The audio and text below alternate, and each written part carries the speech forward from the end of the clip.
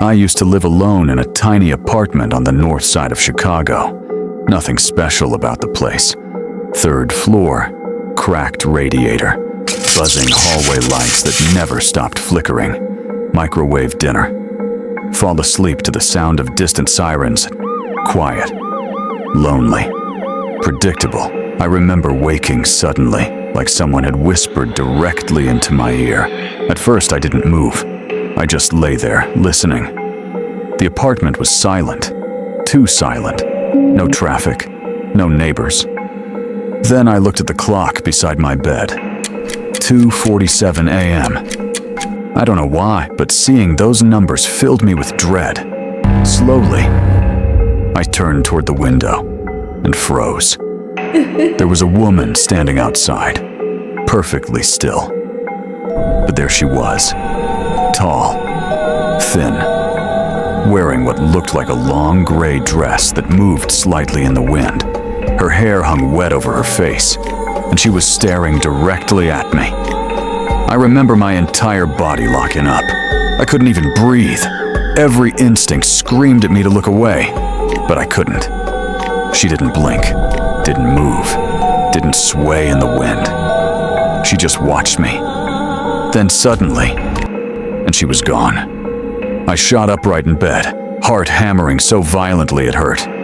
I ran to the window and yanked the blinds open. Nothing. Only the empty street below. Snow drifting under yellow streetlights. A lone taxi passing through the intersection. I barely slept after that. The next morning, I convinced myself it had been a dream. Sleep paralysis. Stress. Anything logical.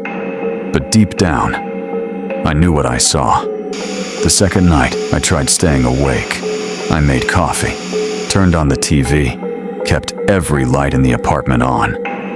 Around 2:30, exhaustion finally dragged me into bed.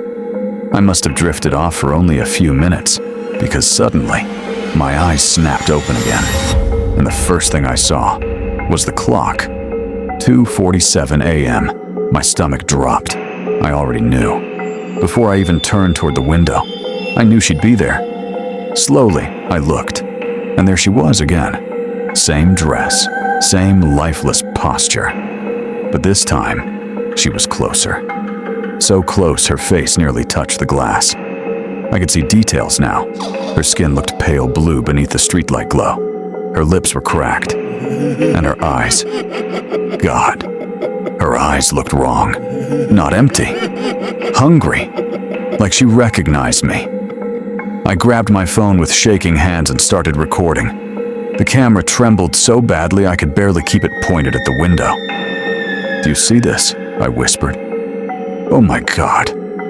The woman didn't move. Not once. Then my phone screen glitched violently. Static burst across the display. The lights in my apartment dimmed. And suddenly, the woman smiled. Not a normal smile. Too wide. Like her face was stretching around it. I dropped the phone onto the bed. By the time I picked it back up, the window was empty again. I didn't sleep at all after that. At sunrise, I replayed the recording. My hands were shaking so hard, I almost dropped the phone again. The video showed my dark bedroom, the window, the blinds. Nothing outside. Nothing at all. And then I noticed something worse. In the video, I was asleep the entire time, lying motionless in bed, phone untouched, recording from impossible angles, as if someone else had been holding it. I stared at the screen for almost an hour, trying to understand what I was seeing. I checked the metadata, the timestamps, everything. The recording was real, but impossible. That's when the paranoia began. I stopped sleeping normally. Every reflective surface in the apartment started bothering me. Windows, mirrors, black TV screens. Sometimes I thought I saw movement behind me, a silhouette standing in doorways, watching, waiting. By the fourth night, I looked horrible. My eyes were bloodshot. My hands constantly trembled. I called in sick to work, and spent the entire day researching hallucinations, sleep disorders, shared psychosis. On the 5th night, I decided I wouldn't let myself sleep. I locked every window, every door. I even shoved my couch against the front entrance. Then shaky footage appeared. A city sidewalk at night, heavy breathing behind the camera. The camera slowly tilted upward toward an apartment building, toward a lit 3rd-floor window. My window. And standing outside that window was me, completely still. Staring inside, I watched the version of myself outside raise one hand slowly and tap on the glass. Inside the video, the me sitting on the bed turned toward the sound, exactly the way I had moments earlier. Then the video ended. I sat there frozen for what felt like hours, unable to move, unable to think. And then, from somewhere outside my apartment window, I heard 3 soft knocks. I never opened the blinds again after that. I moved out a week later, changed cities, changed jobs, changed everything I could.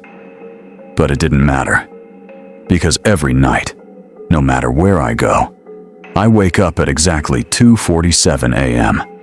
And every morning, there's a new video waiting on my phone.